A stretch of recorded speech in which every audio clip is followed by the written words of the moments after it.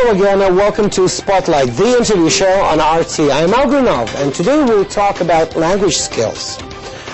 Our today's guest is the man who didn't let a number of the 20th century historic events to get lost in translation.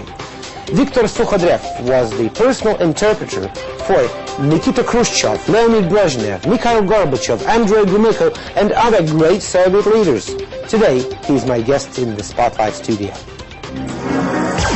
Viktor Sukhodrev, the so-called general of interpreters, has been at more world power summits and deal-making in his near 30-year career than any leader of any country worldwide. Mr. Sukhodrev was Nikita Khrushchev and Leonid Brezhnev's personal interpreter. He also interpreted for Mikhail Gorbachev, Andrei Gromyko and other Soviet leaders during the 1960s, 70s and 80s. He says that it is an almost mystical feeling that you are bringing people together, people who otherwise would never be able to communicate with each other. His career has left him with numerous memories. He has hundreds of photographs of himself with John F. Kennedy, Jimmy Carter, George Bush Sr. and Margaret Thatcher, amongst others. He also knew Frank Sinatra and Muhammad Ali. Remembering some of his career moments, Mr. Sukhodrev says it all comes down to the fact that you are the one everybody understands and not your boss who is speaking in an unknown tongue. It is you they are reacting to, and if you get applause, you are the one getting the applause. Viktor Sukhodrev is our guest on Spotlight today.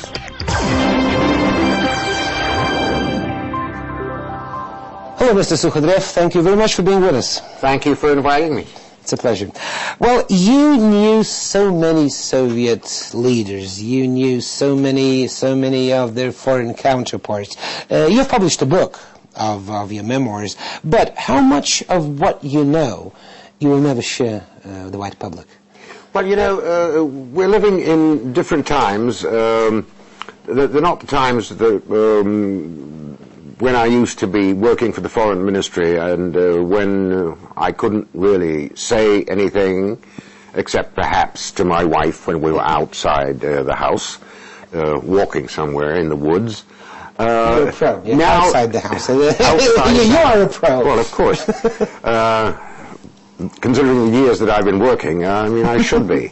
So, but when I was writing the book, let me say that I did not have to, in this country, I did not have to ask anyone's permission. On the other hand, I did not go to the archives. My book is based on memories and the hundreds and hundreds of photographs that I have in my portfolio at home.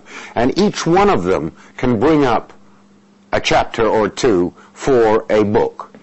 So I didn't really conceal anything from memory. Well, perhaps some of the more noxious things that occurred in my life and during my professional career, but most of it is on the record. But if you are sustaining of mentioning some facts, let's say of private lives of people you know, is it because they are state secrets and so on, or is it sort of professional ethics? I think it's more professional ethics, because what I have in my book does not contain any state secrets. I do not delve into the intricacies of a negotiation, any negotiation. I talk about my impressions of the people, maybe the way they looked at each other, like Kennedy and Khrushchev in Vienna in '61. When Khrushchev asked Kennedy how old he was, and Kennedy said, "I'm 44," and Khrushchev looked wistful, and said, "Oh, well, you know, my son would have been that age, but he was killed in the Second World War." Now, it has been written in memoirs by people who were not there, who were not in the room.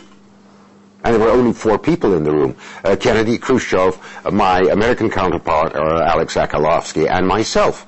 And I saw that wistfulness in Khrushchev's eyes. So I knew he was not trying to poke fun or belittle President Kennedy when he asked that question. The official interpreters of world leaders often witness history in the making.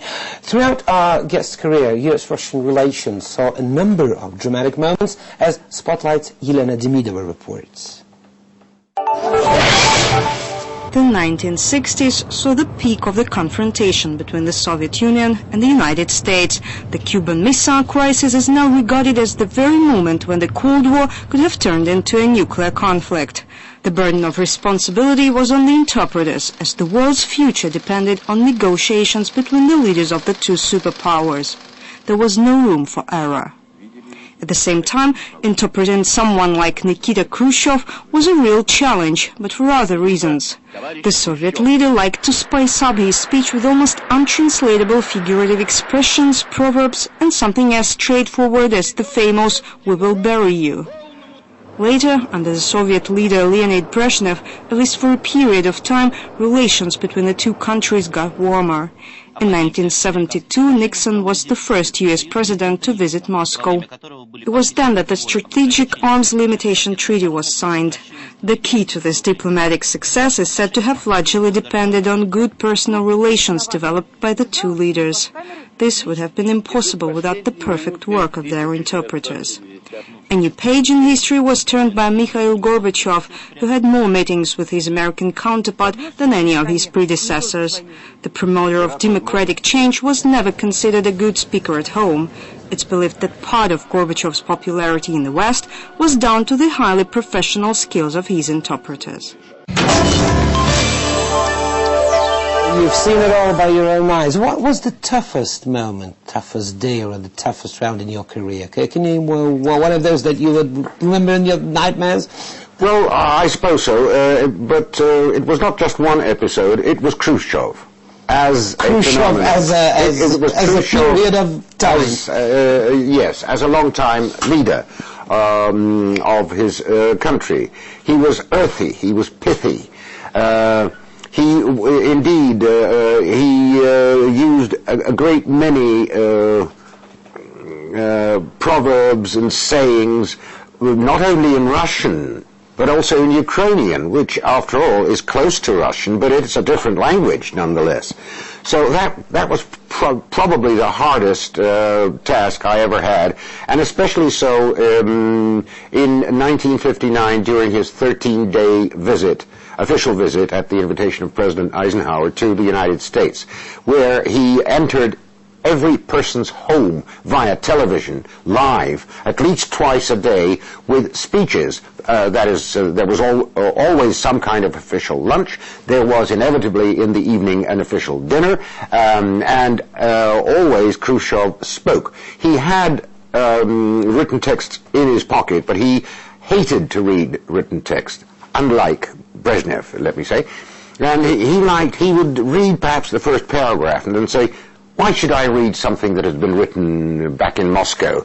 Let me tell you about my impressions of my day in, I don't know, New York, Iowa, Pittsburgh." He didn't get to Disneyland, and he was very obsessed by that. He was incensed, rather, that he didn't get to see Disneyland. May I say it, I was too. I've been dreaming of it for a long time. You wanted a Mickey Mouse watch? Yeah, I did. Well, speaking about Khrushchev, actually he is mostly known in the West by saying "we will bury you" to the West. Well, people say it was your interpretation. Well, was it really yours? And how adequate was that interpretation of what Khrushchev really meant when he said in English, "we will bury you"? Well, let me say that the interpretation was absolutely correct, because he said, well, let me say it in Russian for those of our viewers who know Russian. He said, "Мы вас похороним," which is, "we will bury you." However, it has been translated back into Russian and still is today when some journalists recall this episode as "мы вас закопаем," which is something like "we will dig you under." That is, like take a spade and start digging you under. So when he said "we will bury you," he didn't mean that we will kill you. Exactly. But he meant the ritual. Is that so? He meant the ritual, and he also explained it on several occasions. He said, "Let's go back into history. We had the primitive man, then we had the slave society, then the slave society inevitably, because because of the inevitable, the inexorable course of history, gave way to feudalism. Feudalism, again, because of that inexorable process of history, gave way to capitalism. In capitalism, will be giving the way, and is already, to socialism and then to communism. Incredible, so if one society dies off, somebody's got to be there to bury it. This is this is so it's a ritualistic thing. Well, now I understand. So it's like the children telling their parents that we will bury you. It is. It is something that is inevitable. So there was nothing wrong about this phrase? Well, let me say that it was perhaps a clumsy way to describe the inevitable course of history, especially since, let's say... By Khrushchev or by yourself? No, by Khrushchev. What could I do? What else could I say?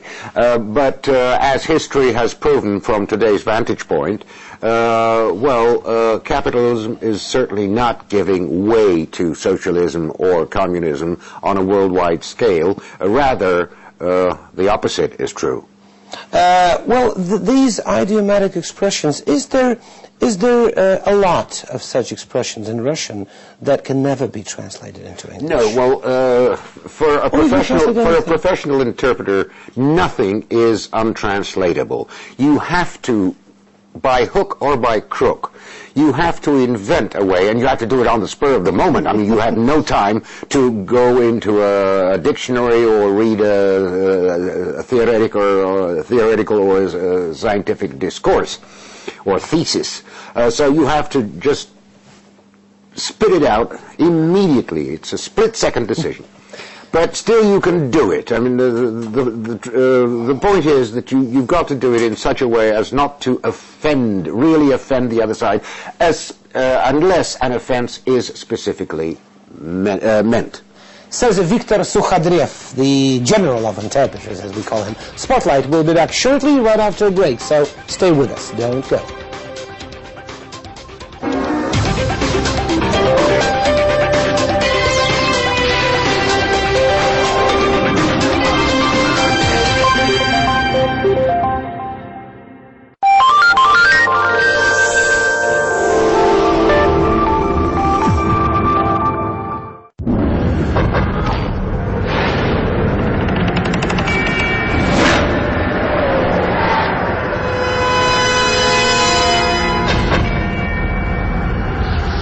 Is mankind ready to resist the plagues of the 21st century?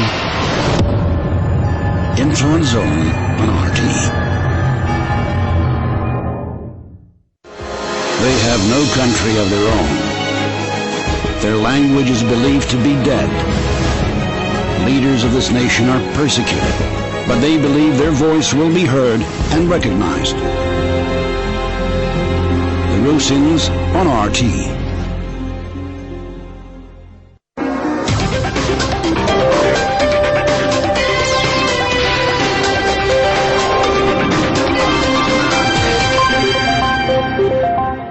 Welcome back to Spotlight. I'm Al Grinov, and just a reminder that our guest today is Viktor Sukhadrev, who was Nikita Khrushchev's and Leonid Brezhnev's personal interpreter, and he also interpreted for Mikhail Gorbachev, Andrei Gromyko, and other Soviet leaders during the 1960s, 70s, and 80s. Mr. Sukhadrev, you, as myself, you spent your childhood years in England, but how did you manage to master your English to a level when you have absolutely no Russian accent? I could never make it.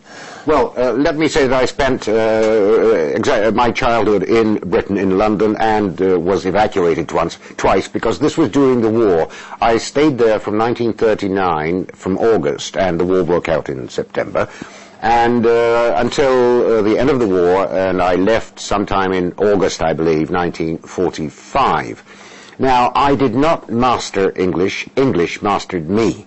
Because we were living, let's say, my mother was a member of the Soviet trade mission in Highgate, but she hired a flat in Hampstead, across Hampstead Heath. And so I had... I lived in Hampstead Heath with my parents too. Great. In the 60s. Great. So anyway, I had to, perforce, I had to play with whoever was in the street. And they were English children. So the English language grew on me, and I there was a period of time when I knew English better than I did Russian. Well, when I first interviewed you, that was in the 1980s, you amazed me by showing your skills of speaking almost any kind of English spoken throughout the world. Can you still do that? Well, I can do that, but what you see, I have, I don't try to do it. It's no effort. It comes with the person I'm talking to. So when if he's a Brit, I use the British accent. If he's an American, I revert to an American accent, which I did, because I've interpreted for sundry British prime ministers and foreign ministers, so there I would use the British idiom, the King's or Queen's English. And if I were talking to an American, and I've personally known 7 American presidents and interpreted for them, and countless American secretaries of state. So there I would revert to American English. I've been to India on a few occasions with some of my Soviet leaders, and I found myself. It was not a deliberate effort. I found myself somehow reverting to some sort of elements, elements of the Indian accent. How'd that sound? I can't do it. I really can't do it like an actor could or should, but I would if, again, I were conversing with an Indian gentleman. You must have a good ear for music, because people say that it's all about having an ear for music. Well, I've been told that I have a kind of passive ear for music. I cannot reproduce music. I do not play any musical instruments. And but yes, I can recognize the music, and I can see if something is false in a rendition of a musical piece.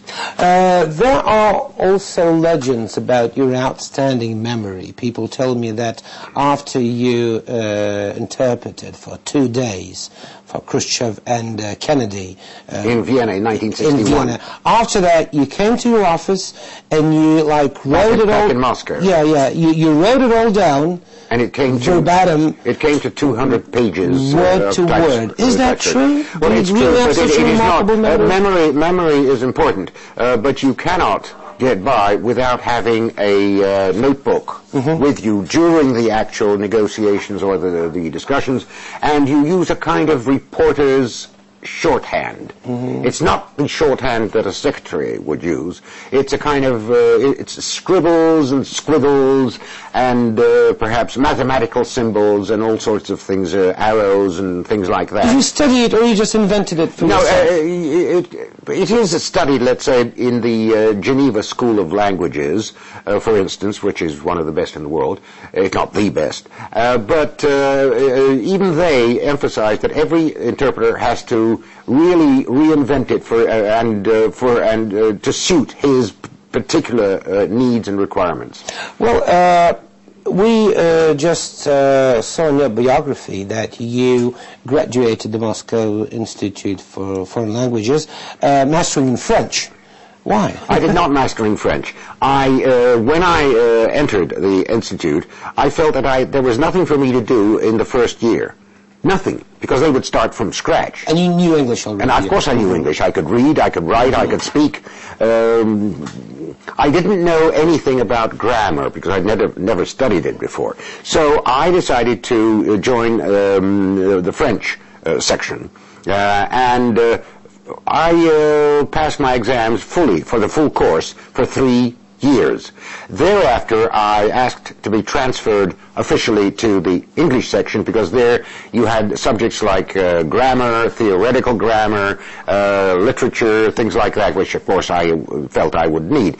So French became my second language, and still is, and I can use it, but not as professionally as I do English. Well, as a matter of fact, the same with me. My French was the main language I studied in university, but I never used it really, and I can't really speak fluently. So it just died off?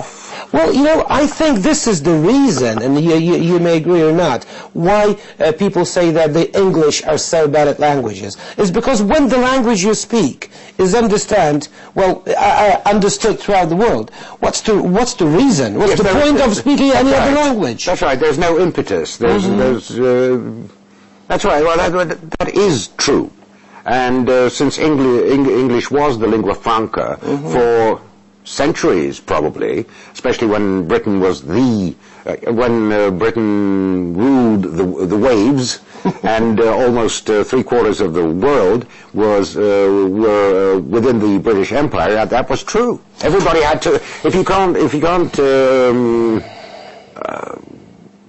talk English, they would say, "Shut up."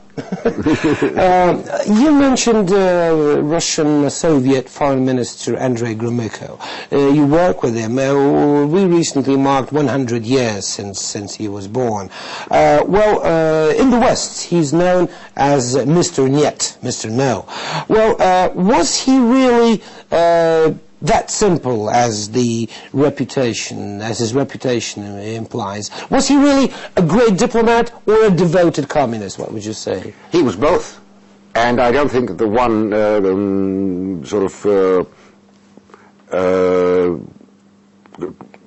cannot exist without the other.